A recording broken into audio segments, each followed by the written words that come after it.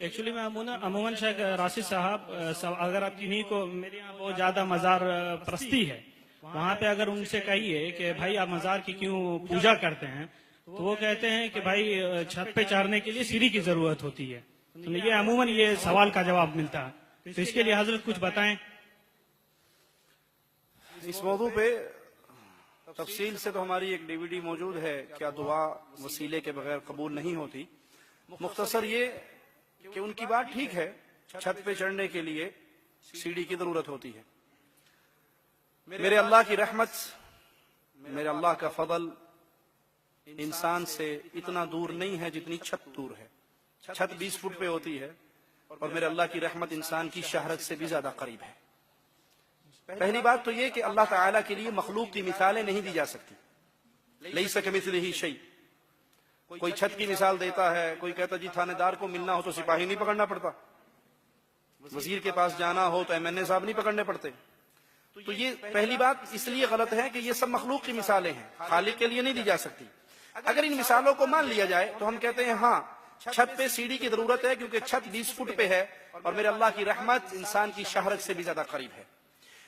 تھانے دار کو ملنے کے لیے سپاہی پکڑنا پڑتا ہے کیونکہ تھانے دار کا دروازہ بند رہتا ہے اور میرے مالک کا دروازہ کھلا رہتا ہے. وہ فرماتا ہے رات کے اندھیروں میں جیسے اس کی شان کے لائق ہے اپنے ہاتھوں کو پھیلاتا ہے اور فرماتا ہے دن کی روشنی میں گناہ کرنے والے رات کو معافی مانگ سارے معاف کر دوں گا. دن کو مالک پھر اپنے ہاتھوں کو پھیلاتا ہے جیسے اس کی شان کے لائق ہے اور کہتا ہے اندھیروں میں چھپ کے گناہ کرنے والے سب سے چھپ گیا، مجھ سے تو نہیں چھپا، اب معافی مانگ لے معاف کر دوں گا. تھانے دار کے لیے سپاہی کی ضرورت ہے. کیوں؟ اس لیے کہ سپاہی جائے گا اور تھانے دار کے دل میں میرے لیے کوئی محبت اجاگر کرے گا. جی میرے چاچے کا بیٹا ہے، میرے ماموں کا بیٹا ہے، میرا رشتہ دار ہے، میرا فلاں ہے. تھانے دار کے لیے ڈائریکٹ اس کے دل میں میرے لیے محبت نہیں ہے. اللہ پہ قربان جائیں، پیارے حبیب علیہ السلام نے دیکھا ہے ایک عورت کا بچہ گم گیا. وہ تلاش کر کے جب اسے ملا تو چھاتی سے لگایا. آپ نے پوچھا میرے صحابہ کیا یہ عورت اپنے اس بچے کو آگ میں گرائے گی؟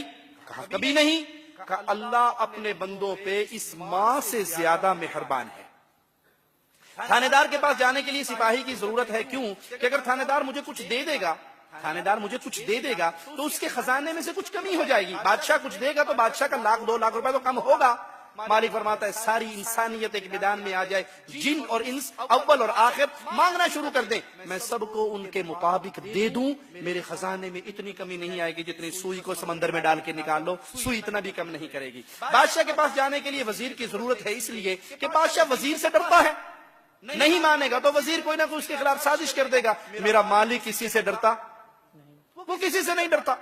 بادشاہ کے پاس جانے کے لیے وزیر کی اس لیے بھی ضرورت ہے کہ کوئی بندہ مجبور ہو کے کام کر دیتا ہے، کوئی ڈر میں کر دیتا ہے، کوئی کسی کی محبت میں مجبور ہے، کوئی کسی کے خوف میں مجبور ہے. اللہ نہ کسی سے ڈرتا ہے نہ کسی کی محبت میں مجبور ہے. آخری بات کہہ کے اس سوال کو ختم کرتے ہیں.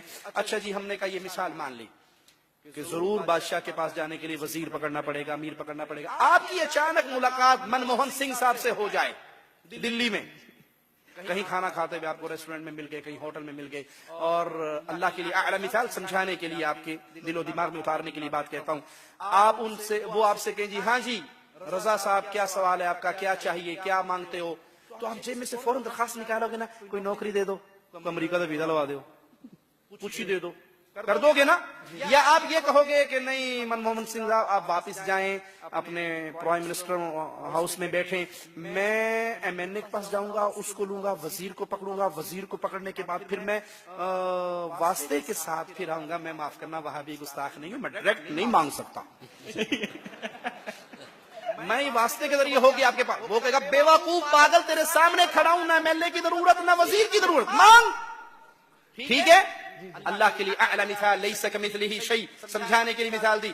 حدیث میں آتا ہے جب رات کا آخری پہر ہوتا ہے مالک جیسے اس کی شان کے لائق ہے آسمان دنیا پہ نزول کرتا ہے اور آواز گونجتی ہے کوئی مانگنے والا، اس کو عطا کیا جائے، بیمار کی بیماری دور کی جائے، غریب کا فقر دور کیا جائے. اس وقت ہم سارے کیا کر رہے ہوتے ہیں؟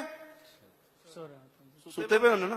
اور صبح ساڑی سوندا کوئی نہیں، پیڑا نہیں موڑتا کوئی نہیں، ہماری نہیں سنتا، بابا کی نہیں موڑتا. ارے جب اللہ سنتا ہے آسمان دنیا پہ نزول فرماتا ہے، تم مانگتے نہیں ہو. اور جب مانگنے کا وقت ہوتا ہے تمہارے اوپر نیندیں غالب ہوتی ہیں، پھر اللہ پہ الزام لگاتے ہو کہ اللہ نہیں سنتا۔ اللہ اگر نہیں سنتا ماں کے پیٹ میں آپ کی کون سنتا رہا؟ ماں کی پیٹ میں جو کہتے ہیں جی لازمی وسیلہ ضروری ہے، سوال کیجئے جب آپ ماں کی پیٹ میں 9 مہینے کے کمپلیٹ ہو گئے تھے، آپ کا دل اندر نہیں لگ رہا تھا، آپ نے اللہ تعالیٰ کو کس کا واسطہ دیا تھا کہ دعائیے پنجتن پاک کی ہن باہر کڑ لا اندروں رج گئے، کہا تھا؟ اب باہر نکالو، اندر سے بہت دل بھر گیا اندھیرے میں رہ رہے کہ اب دنیا دیکھنی ہے، دبئی دیکھنا ہے، کہا تھا؟ اللہ نے خود آپ کو باہر نکالا۔ جب آپ باہر آئے آپ نے بڑے ہو کے شیخ، مرشد، ڈاکٹر، امام، پروفیسر بننا تھا، لیکن اس وقت آپ نے نہ حلوہ کھا سکتے تھے، نہ قبصہ، نہ مندی، نہ مبلی، نہ بروست، نہ حیدرآبادی تیکے، نہ بریانی، نہیں کھا سکتے تھے۔ ماں کی چھاتی پہ دودھ کس نے چلایا؟ اللہ تبارک و تعالیٰ نے، کس کا واسطہ دیا تھا آپ نے؟ کسی کا نہیں، آپ کو رونا کس نے سکھایا؟ اللہ تبارک و کس کا واسطہ دیا تھا؟ کسی کا ماں کے دل میں محبت کس نے ڈالی جو روٹی پکاتی بھی بھاگ کے اپنے روتے ہوئے بچے کو چپ کراتی ہے؟ اللہ تبارک کس کا واسطہ دیا تھا؟ نہیں کا نہیں، آپ کھلاتے رہے، اللہ آپ کو کھلا رہا ہے، پلا رہا ہے، رجا رہا ہے، چل رہا ہے۔